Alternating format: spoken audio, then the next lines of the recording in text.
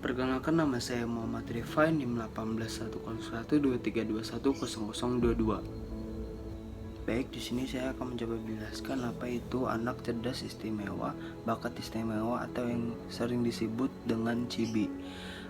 CIBI adalah mereka yang memiliki kemampuan intelektual jauh melampaui siswa lain seusianya yang menunjukkan karakteristik belajar yang unik sehingga perlunya stimulus khusus agar potensi kecerdasannya dapat terwujud secara optimal.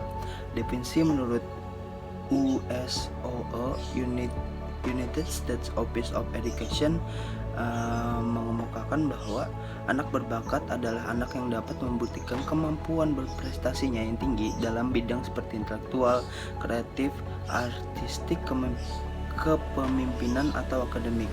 Spesifik, mereka yang membutuhkan pelayanan yang berbeda dengan yang disediakan sekolah sehubungan dengan kemampuannya.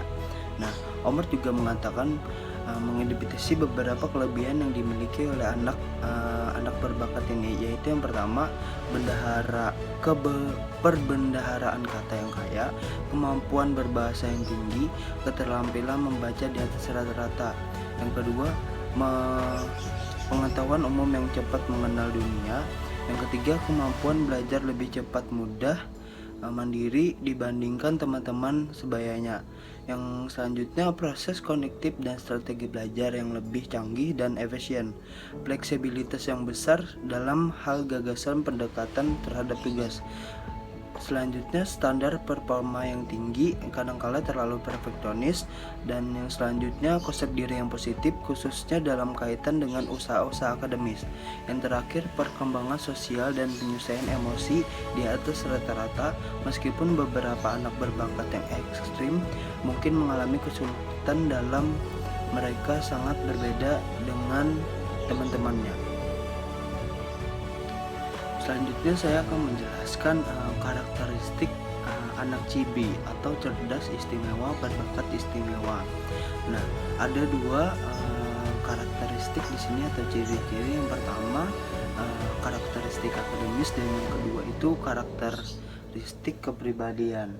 Nah, yang pertama, karakteristik akademis disebutkan oleh Nur, juga bisa dilihat sejak dini saat anak memasuki 4-6 tahun, yaitu dengan adanya lompatan perkembangan yang biasanya ditandai dengan yang pertama itu belajar dan menghitung sendiri, yang kedua punya konsentrasi dan ketahanan yang tinggi, serta mampu melakukan banyak hal dalam waktu yang bersamaan.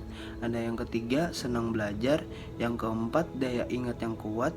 Yang kelima, mudah belajar dengan metode yang tidak umum. Dan yang terakhir, penggunaan bahasa yang baik. Nah, yang selanjutnya itu adalah karakteristik kepribadian anak CIBI atau cerdas istimewa berbakat istimewa. Disebutkan oleh Fantil dan Widoyono dalam Nur, juga menjelaskan bahwa anak cerdas istimewa dan berbakat istimewa memiliki karakteristik dalam kepribadian sebagai berikut. Yang pertama, anak CIBI sangat mandiri. Dan yang kedua, tidak mau urusannya dicampuri orang lain. Dan yang ketiga, keras kepala. Yang keempat, menginginkan sesuatu dengan segera. Dan yang kelima, tidak putus asa. Dan yang keenam, perfeksionis. Dan yang terakhir, sangat konsentrasi. Itu saja presentasi dari saya, dilanjutkan oleh teman saya. Assalamualaikum warahmatullahi wabarakatuh. Perkenalkan, nama saya Nur Karmila. Di sini saya akan menjelaskan tentang klasifikasi dan faktor penyebabnya. Nah, jadi itu menurut Desiningrum 2016, klasifikasi anak cerdas istimewa berbakat istimewa itu terbagi menjadi 4. Yang pertama, genius atau IQ lebih dari 180. Nah, bakat dan keistimewaannya itu telah tampak saat kecil. Yang kedua itu gifted. IQ-nya 140 sampai 179. Nah, terus tuh anak dalam kelompok itu bakatnya sudah tampak saat kecil juga, dan prestasi yang ia miliki biasanya juga melebihi teman sebayanya. Yang ketiga, sangat superior. Nah, ataupun itu IQ 130 sampai IQ 139. Nah, anak superior ini berbeda pada tingkat tertinggi dalam golongan superior. Pada umumnya, kelompok superior ini tidak memiliki perbedaan tidak ada memiliki perbedaan mencolok dengan kelompok superior. Itu yang ketiga tadi sangat superior. Dan yang keempat superior. Superior itu IQ-nya 120 sampai 129. Nah, jadi anak dengan kelompok superior ini prestasi belajarnya cukup tinggi. Secara umumnya anak dalam kelompok ini juga memiliki kemampuan yang tinggi dibanding anak seusianya. Yang selanjutnya saya akan menjelaskan tentang faktor penyebab anak cerdas istimewa berbakat istimewa. Nah, jadi itu di dalam jurnal Idris 2017 itu disebutkan ada 3 macam faktor penyebabnya. Yang pertama itu faktor genetik. Faktor genetik itu menyatakan bahwa inteligensi dan kemampuan yang berkualitas adalah hasil penurunan dari gen. Maksudnya itu keturunan dari orang tuanya. Namun persepsi ini kurang diterima oleh masyarakat karena mereka memandang bahwa semua orang itu terlahir sama. Nah, yang kedua itu faktor biologis, yang mana itu faktor biologis itu tidak bersifat genetik namun sangat berpengaruh terhadap inteligensi, yaitu faktor gizi dan neurologik. Nah, terus itu kalau orang kekurangan nutrisi dan ada gangguan neurologik pada masa kecil, itu dapat menyebabkan keterlambatan mental. Yang ketiga itu faktor lingkungan. Nah, jadi faktor lingkungan itu kalau ada stimulasi, kesempatan, harapan, tuntunan, dan imbalan juga itu berpengaruh pada proses belajar seorang anak. Jadi ada sebuah penelitian yang menunjukkan bahwa anak berbakat yang sukses di dalam keluarga memiliki keadaan seperti adanya minat pribadi dan dorongan dari orang tua. Orang tua sebagai panutan, orang tua menjadi pengamat latihan serta memberikan pengarahan jika diperlukan. Nah, itu adalah faktor lingkungannya seperti keluarga misalnya, memperlakukannya bagaimana.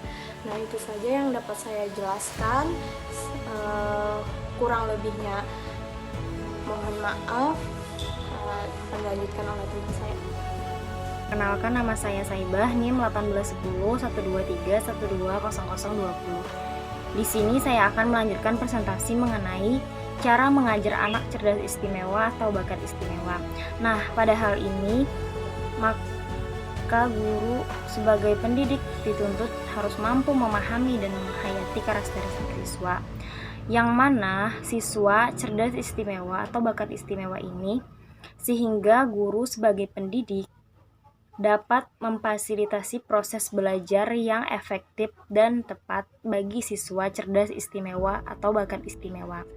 Langkah awal yang harus dilakukan guru sebelum menyusun perencanaan belajar yaitu adalah melakukan identifikasi mengenai karakteristik siswa cerdas istimewa atau bakat istimewa tersebut, yang mana kita ketahui bahwa siswa cerdas istimewa, bakat istimewa ini dengan kebutuhan dan karakteristik yang berbeda dengan anak pada umumnya, yaitu dengan cara kelas khusus atau kelas yang berbeda dan siswa lain pada umumnya. Fasilitasnya pun juga berbeda serta metode penyampaian yang berbeda.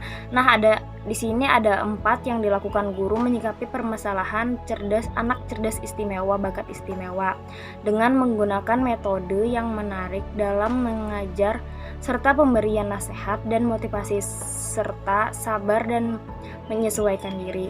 Yang pertama ada dalam hal persiapan mengajar, yang mana guru melakukan persiapan yang baik sebelum mengajar, diantaranya mempersiapkan materi dan desain pembelajaran yang inovatif, dan menggunakan atau menyiapkan RPP dan soal-soal latihan untuk dikerjakan oleh siswa secara mandiri. Yang kedua ada metode pembelajarannya. Nah, pada metode pembelajaran ini yang sering digunakan adalah ceramah dan pemberian soal-soal pada siswa.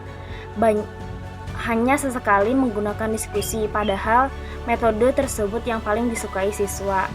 Yang ketiga ada sebagian guru memiliki orientasi fasilitasi mengajar di mana siswa memahami sendiri mengenai materi yang disampaikan dan hasil usaha siswa dengan mengerjakan soal-soal tersebut. Yang terakhir ada, menurut sebagian besar guru, mengakui kelemahan dalam kemampuan teknologi dalam menggunakan pengajaran teknologi seperti LCD, laptop, tugas administrasi pembelajaran dan pembelajaran yang sesuai